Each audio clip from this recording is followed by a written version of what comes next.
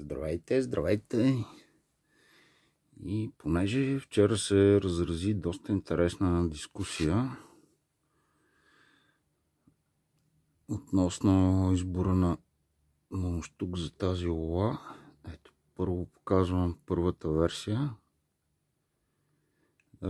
Реших да направя едно кратко видео, за да добиете малко по-добра представа от всички страни как изглежда това нещо.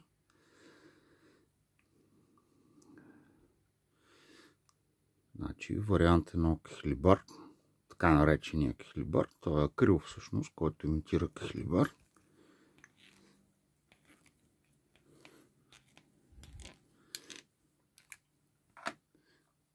Седлови мундштук. Вариант 2 отново седлови мундштук, но този път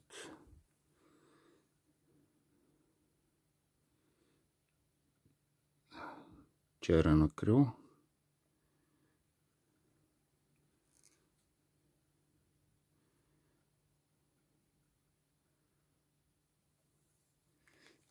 Вариант 3,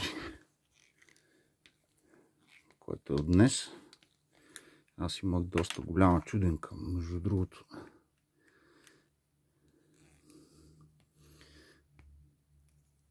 Още в началото. Така наречения тапър. Т.е.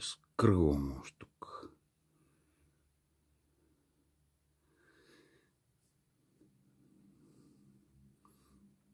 И честно казвам, най-почвам да клоня към този вариант.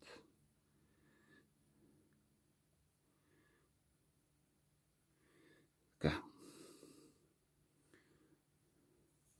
Благодаря за вниманието. Сега отивам на общо събрание на нашето занаятчийско сдружение, така че до скоро.